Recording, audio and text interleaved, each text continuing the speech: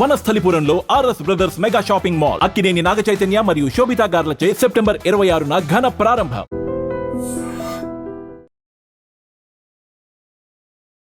నమస్కారం, welcome to I dream. ధర్మ మార్గం విత్ విజిత కార్యక్రమానికి స్వాగతం.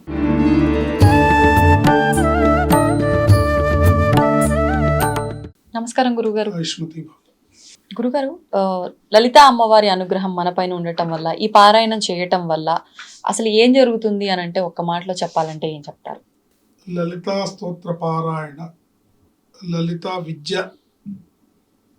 అమ్మవారి అనుగ్రహంతో సాధకులకు లభించేది ఒక్క ముక్కలో చెప్పాలంటే భుక్తి ముక్తి ప్రదాయిని. అంటే భుక్తి, నీకు జీవితంలో తిండికి బట్టకి దేనికి లోటు లేకుండా, అంత్యాన మోక్ష ప్రదాయిని, భుక్తి ముక్తి ప్రదాయిని చెప్పచ్చు. ప్రతి ఒక్కరికి కావాల్సింది ఇవే. కాబట్టి అందరూ అమ్మని పట్టుకుంటే సరిపోతుంది. గురుగారు, మరి ఇప్పుడు ప్రతి ఒక్కరికి కూడా కోరికలు ఉంటాయి. ఇలాంటి ఐహిక సుఖాలకు సంబంధించిన ప్రత్యేకంగా కోరికలు కోరుకునేటప్పుడు ఇలాగే కోరుకోవాలి అనే ఏమైనా కండిషన్ అనేది ఏమైనా ఉందా అమ్మవారి దగ్గర? ఇలా కోరుకోవాలి అని అంటే అమ్మవారిని మీరు ఏది అడిగితే అది అనుగ్రహం ఇస్తుంది.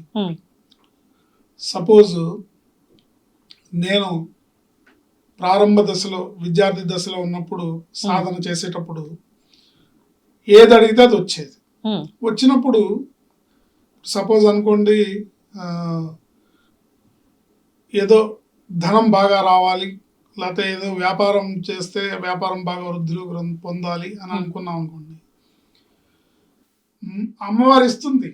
కానీ ఆ మత్తులో పడి ఇక్కడ అమ్మవారిని వదిలేస్తాం.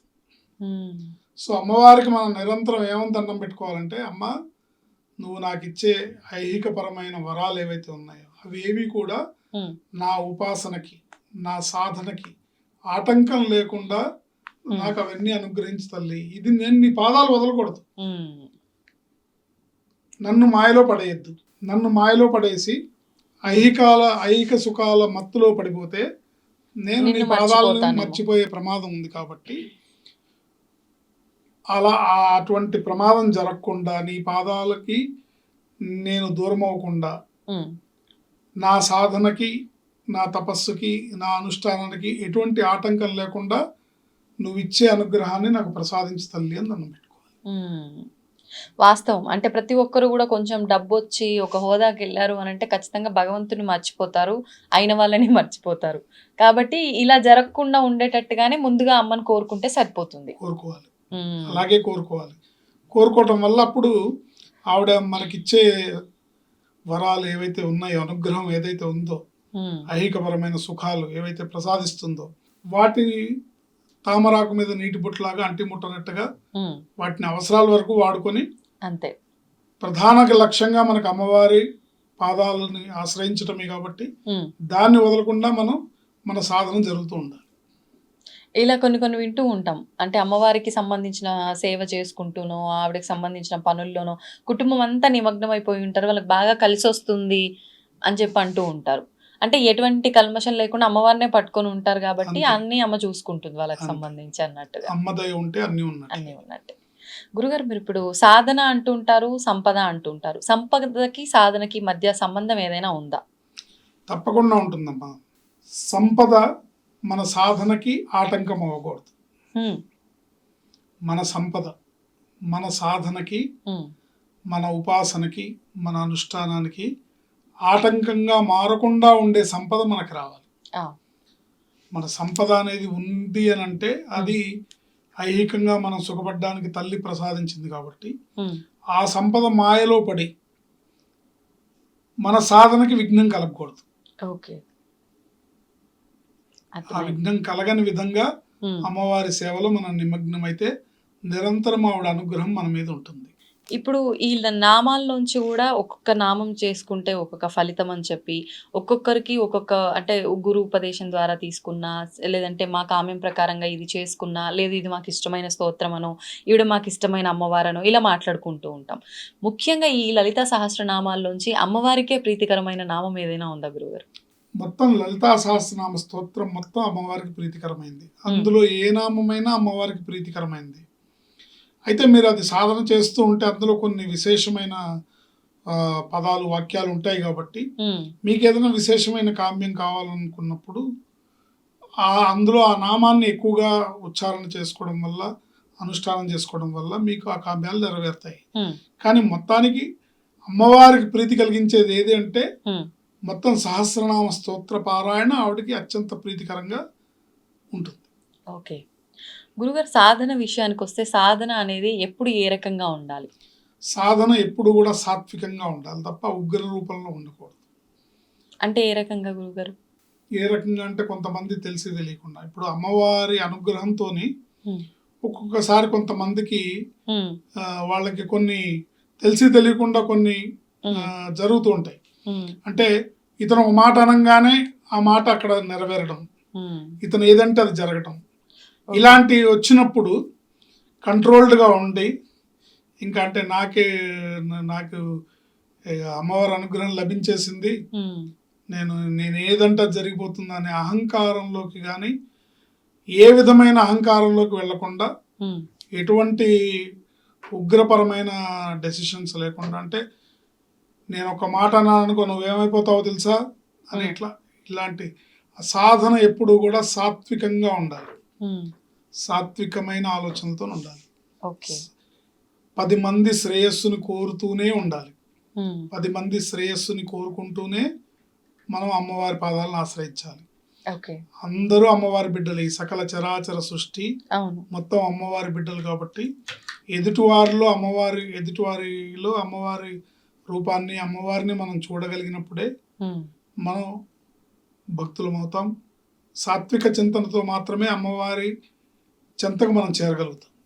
నిజంగా అంటే ఇప్పుడు మీరు చెప్పినట్టుగా చూస్తే అమ్మవారికి సంబంధించిన భక్తుడు ఈ రకంగానే ఉండాలి అన్నారు. ఆ రకంగా ఉండాలంటే అసలు అమ్మవారి పైన చింతన ఏ రకంగా ఉండాలి ఆ భక్తుడికి?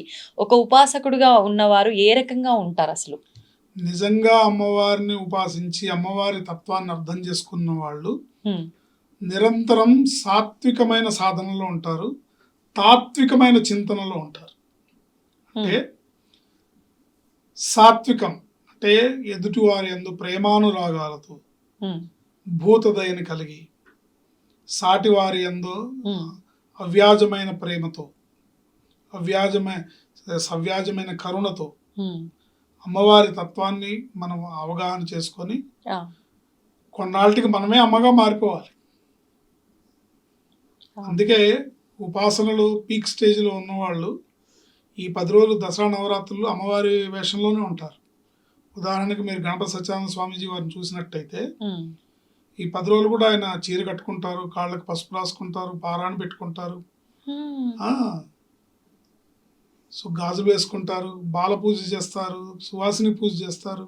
ఆ, అంటే మనం అమ్మవారి రూపంగా మారడం, ఎదుటివారిలో అమ్మవారిని చూడడం. మన సాధన సాత్వికంగా ఉండాలి, ఓకే.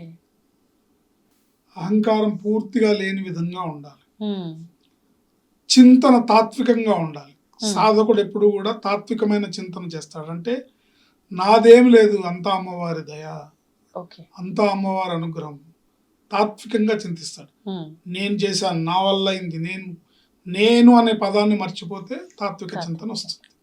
ఓకే.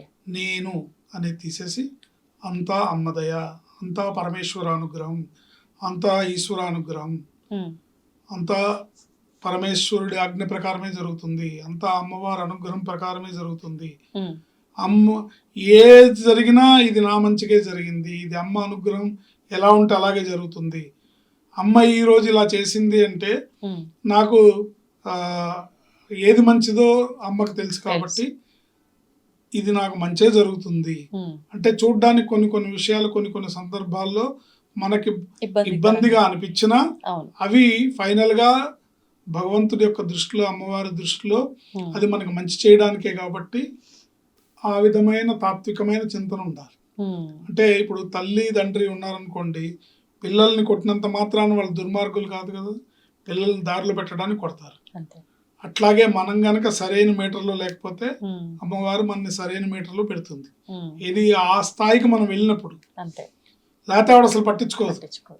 వీడు అర్హుడు, వీడిని కొద్దిగా దారిలో పెడితే వీడు దారిలోకి వస్తాడు, ఉమ్, వీడిని కొంచెం మనం స్ట్రిక్ట్ చేయాలి, వీడిని కొంచెం కట్టడి చేయాలి, చేస్తే వీడి వల్ల సమాజానికి ఉపయోగం ఉంది, ప్రకృతికి ఉపయోగం ఉంది, ఉమ్, మానవాళికి ఉపయోగం ఉంది, సృష్టికి ఉపయోగం ఉంది ఉమ్, అన్న వాళ్ళని అమ్మవారు దారిలో పెడుతుంది. ఓకే. దారిలో పెట్టినప్పుడు ఆ పెట్టిన సందర్భంలో కొంత ఎక్కడన్నా మనకు నొప్పి కలిగినా ఉమ్, ఇది అమ్మవారి అనుగ్రహంగా భావించి మనం ముందుకెళ్ళాలి. ఓకే. ఓకే. గురుగారు ఇలా అంటే ఎక్కువగా భక్తి శ్రద్ధలతో భగవంతుణ్ణి, అమ్మవారినే కావచ్చు, స్వామినే కావచ్చు ఆరాధించే వాళ్ళ లైఫ్‌లో కొన్ని కొన్ని అద్భుతాలు జరుగుతుంటాయి అని అంటూ ఉంటారు. ఆ విధంగా లలిత పారాయణం కానియండి, జపం కానియండి, చేస్తున్న వాళ్ళెవరికైనా ఏదన్నా జరిగింది అని చెప్పడానికి ఉదాహరణలు ఏమైనా ఉన్నాయా? అనేకం జరుగుతాయమ్మా. హ్మ్. కావాల్సింది శ్రద్ధా విశ్వాసాలు. హ్మ్. భక్తి శ్రద్ధలతో అమ్మవారి సాధన చేసే వాళ్ళకి అంతిమాన లభించేది ఏంటి అని ఒక ప్రశ్న మీరు గనక వేసినట్టయితే, అంటే మీరు అడిగిన ప్రశ్నకి సూటేసే ప్రశ్న అది. హ్మ్. అమ్మవారి సాధన చేస్తే ఏం లభిస్తుంది? అంతే. విజయవాడ మార్గంలో పయనిస్తే విజయవాడ వస్తుంది, వస్తుంది. తప్పకుండా వస్తుంది. వస్తుంది. కానీ మన గమ్యస్థానం విజయవాడ, మనం ప్రయాణించేది కరీంనగర్ సైడ్ అయితే విజయవాడ వస్తుందా? రాదు కదా. అట్లాగే అమ్మవారి సాధన ఏ విధంగా చేయాలో, హ్మ్. అమ్మవారి ఉపాసన ఎలా చేయాలో, ఆవిడ అనుగ్రహాన్ని ఏ రీతిలో పొందాలో అది చేయడం అనేది పండితులకైనా పామరులకైనా సాధ్యమే. హ్మ్. ఈ సందర్భంగా నేను మీకు ఒక చిన్న కథ చెప్తాను. ఆ. ఒక ఊర్లో దుర్గాదాసుడు అని ఒక హ్మ్. గాజులు అమ్ముకునే అతను ఉండేవాడు. ఓకే. అతను నిరంతరం అమ్మవారి రూపాన్ని, తను గాజులు వేస్తున్న ప్రతి స్త్రీమూర్తి యొక్క చెయ్యిని అమ్మవారి చెయ్యిగా భావించేవాడు. హ్మ్. ప్రతి ఒక్క స్త్రీమూర్తిని అమ్మవారిగా భావించేవాడు. నిరంతరం అమ్మ దుర్గా, తల్లి దుర్గా, అమ్మ దుర్గా. అతనికి అంతకు అదే మహామంత్రం. హ్మ్. ఇంకా వేరే మంత్రాలు రావు, వేరే పూజలు లేవు, ఏమీ లేవు. ఆ. నిరంతరం అమ్మవారి చింతన. అమ్మవారి ఇందాక మనం ఏదైతే తాత్విక చింతన అవును. అనుకున్నామో అవును. ఆ విధంగా నిరంతరం అమ్మవారిని స్మరించడం వల్ల ఆ. ఒక ఊళ్ళో ఇట్లా తిరుగుతూ అమ్ముకుంటుంటే అతను చివరికి కంటిన్యూగా ఇట్లాగే అమ్మ దుర్గా, తల్లి దుర్గా, జై దుర్గా, జై జై దుర్గా హ్మ్. ఇట్లా అనుకుంటూ ఉండడం వల్ల విలేజెస్లో పిల్లలు కూడా వెనకాల పడి పిచ్చోడు దుర్గా, పిచ్చోడు దుర్గా, అతని పేరు దుర్గా దాసుడు.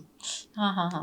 ఏంటి పిచ్చోడు పిచ్చోడు వచ్చాడ్రా అని ఇట్లా హేళన చేయటం, పిల్లలు రాళ్ళేసి కొట్టడం. రాళ్ళేసి కొట్టినా కూడా అతను అదే మాట అమ్మ దుర్గా, తల్లి దుర్గా అంటుండేవాడు. హ్మ్.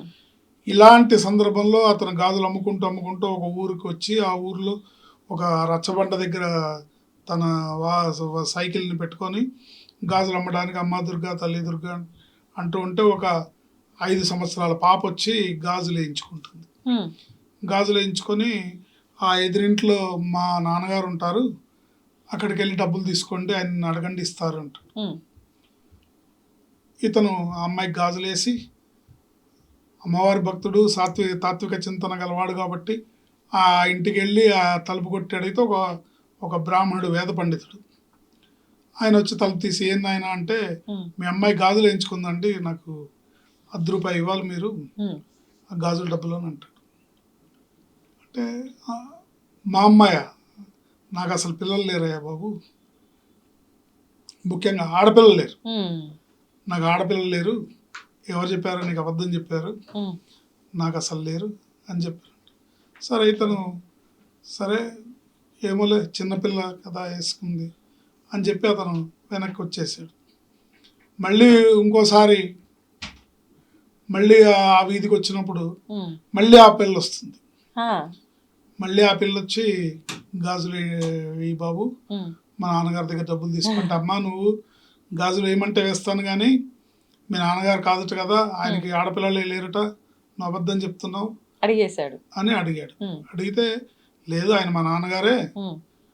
ఏంటి కావాలంటే దేవుడి గదిలో ఫలానా విగ్రహం దగ్గర ఉన్న డబ్బాలో రూపాయి ఉంటుంది, తీసిమ్మని చెప్పండి, మా నాన్నగారికి మీరు చెప్పండి అని. మళ్ళీ వెళ్తాడు. మీ అమ్మాయి అయినట్టండి, హ్మ్. మీరెందుకు అబద్ధం చెప్తున్నారు, ఆ డబ్బాలో రూపాయి ఉంటుంది తీసిమ్మంది అంటే ఈయన గబగబా పరిగెత్తుకుంటూ దేవుడి రూమ్లోకి వెళ్ళి హ్మ్. ఆ డబ్బాలో చూస్తే రూపాయి ఉంటుంది. అప్పుడు ఆయనకు అర్థమైంది, ఆయన వేద పండితుడు, ఆయన అమ్మవారి సాధకుడు కాబట్టి ఆయనకు అర్థమైంది ఆహా. ఈ ఆటంతా ఆడుతున్నది అమ్మవారు అని. నాయన ఎక్కడ చూపించు, ఆ పాప ఎక్కడుందో చూపించని ఆయన ఏడ్చుకుంటూ ఆర్ద్రతతో నీ కనపడింది నాకన్నా నువ్వు గొప్పవాడిరా నాయన, నేను ఇంత సాధన చేస్తున్నాను, మడి ఆచారంతో ఉన్నాను, కానీ నాకు కనపడలేదు అమ్మవారు, సాక్షాత్కారం నీకు ఇచ్చింది ఆ వచ్చిన పిల్ల అమ్మవారు నాయన, పద ఎక్కడుంది చూపించానంటే వెతికితే ఎక్కడా కనపడదు. అప్పుడు ఇతను దుర్గాదాసుడు ఏడుస్తాడనమాట, నాకు కనిపించావు కదా, ఇప్పుడు నా మాట అబద్ధం అయిపోతుంది, మరి వారికి కూడా చూపించు, నువ్వు వచ్చి గాజులు వేయించుకున్న విషయం చూపించు అని అంటే ఒక చెరువు మధ్యలోంచి అమ్మవారి చెయ్యి ఇట్లా పైకి లేచి చూపిస్తుంది, చెయ్యి ఇదిగో నేను వేయించుకున్నాను గాజులు. అట్లా అమ్మవారి అనుగ్రహం ఉంటే అన్నీ ఉంటాయి. సాక్షాత్తు ప్రకృతి స్వరూపిణి, ప్రకృతి పరమేశ్వరుడు, పార్వతీ పరమేశ్వరుడు. సో అమ్మవారిని ఉపాసిస్తే లభించదంటూ లేదు. కాకపోతే మీరు అడిగారు కాబట్టి లలితా సహస్రనామ స్తోత్ర పారాయణని యథావిధిగా విధి విధానాలతో కనుక చేసుకున్నట్లయితే మనకు లభించేవి పెద్దలు కొన్ని చెప్పారు. సర్వరోగ ప్రశమనం, మీకు ఎటువంటి వ్యాధి ఉండనివ్వండి నివారింపబడుతుంది. సర్వ సంపత్ ప్రవర్ధనం, అన్ని రకాల సంపదలు వృద్ధి పొందుతాయి. సర్వ సంపత్ ప్రవర్ధనం అంటే మీకు ఉండొచ్చు కాక ఉన్నవి వృద్ధి పొందుతాయి మీరు కనుక కరెక్ట్గా చేస్తున్నట్టయితే. అన్నీ అంటే మీకు ఆల్రెడీ కొన్ని భూములు ఉన్నాయి, భూములు పెరుగుతాయి. మీకు ఆల్రెడీ ఒక ఇల్లు ఉంది, ఇంకో ఇల్లు రావచ్చు. మీకుండే సంపద ఏవేది ఉన్నాయో అన్నీ పెరుగుతాయి. సర్వ సంపత్ ప్రవర్ధనం. నెక్స్ట్ సర్వ అపమృత్యు శమనం, ఎటువంటి అపమృత్యు దోషాలున్నా, ఎటువంటి గ్రహస్థితిలో వచ్చే మార్పుల వల్ల ఎటువంటి గండాలు అపమృత్యు దోషాలు ఉన్నా అన్నీ నివారింపబడతాయి. అకాల మృత్యు నివారణం, అకస్మాత్తుగా సంభవించే మృత్యు నివారింపబడుతుంది. సర్వజ్వర ఆర్తి శమనం, సర్వజ్వర ఆర్తి శమనం, ఎటువంటి జ్వరమైనా, ఎటువంటి వైరస్లైనా, ఎటువంటివైనా సరే, అంటే ఇప్పుడు మొన్న కరోనా లాంటివి వచ్చినాయి కదా, అలాంటి టైంలో కూడా చాలామంది సాధకులు అమ్మవారి పాదాలను ఆశ్రయించి లలితా సహస్రనామ స్తోత్ర పారాయణని కంటిన్యూగా చేసుకోవడం వల్ల వాళ్ళు ఎటువంటి ఎఫెక్ట్ లేకుండా బయటపడ్డారు. దీర్ఘాయుష్ప్రదం, ఇవన్నీ నివారింపబడి ఆయుష్ పరిపూర్ణ ఆయుర్దాయంతో పూర్ణాయుర్దాయంతో దీర్ఘాయుష్ను ప్రసాదిస్తుంది. పురుషార్థప్రదాయకం, పురుషార్థప్రదాయకం అంటే ధర్మ అర్థ కామ మోక్షములు పురుషార్థములు. చతుర్విధ పురుషార్థములు అంటే ధర్మం అంటే ధర్మంగా బతకాలి. అంటే ధర్మం అంటే ఏంటి? ఒక భర్తగా నీ ధర్మం ఏంటి, ఒక భార్యగా నీ ధర్మం ఏంటి, ఒక కొడుకుగా నీ ధర్మం ఏంటి, ఒక కూతురుగా నీ ధర్మం ఏంటి, ఒక తండ్రిగా నీ ధర్మం ఏంటి, ఒక తల్లిగా నీ ధర్మం ఏంటి, సమాజంలో ఒక పౌరుడిగా నీ ధర్మం ఏంటి. ఇది ధర్మం. నీ పాత్రను నువ్వు సవ్యంగా నిర్వర్తించడమే ధర్మం. అర్థం, కుటుంబ పోషణకి అర్థం కావాలంటే డబ్బు సంపాదించాలి, అర్థం. కామ్యం, ప్రతి వాళ్ళకి కొన్ని కోరికలు ఉంటాయి, నా పిల్లలకి ఇచ్చేయాలి, నా పిల్లలకి వచ్చేయాలి, నా జీవితం ఇలా ఉండాలి, కామ్యం. అంతిమాన మోక్షం, వీటన్నిటినీ ప్రసాదించగల శక్తి కేవలం లలితా సహస్రనామ స్తోత్ర పారాయణ వల్ల లభిస్తుంది అని చెప్పడంలో ఎటువంటి సందేహం లేదు. కావాల్సిన విషయం ఏంటంటే శ్రద్ధా విశ్వాసాలతో, భక్తి విశ్వాసాలతో, పరిపూర్ణమైన విశ్వాసంతో అమ్మవారి పాదాలను ఆశ్రయించడమే ఇందుకు సరైన మార్గం. ధన్యవాదాలు గురుగారు. ఆయుష్మతి భవ. తవ్వండి, తవ్వుతున్న శివలింగం సరే దాన్ని అట్లా కప్పేసేయండి, చూపించదండి. కృష్ణ ఇస్ దేర్, మూర్తి పూజ కాదు, సాక్షాత్ బ్రజేంద్ర నందన భగవాన్ ఉన్నారు మూర్తిలో. ఏమీ ఆశించకుండా ఆరాధించే వాళ్ళు కూడా ఉన్నారా ప్రభుజీ? నిజమైన భక్తి అంటే మనకు తెలియదు కాబట్టి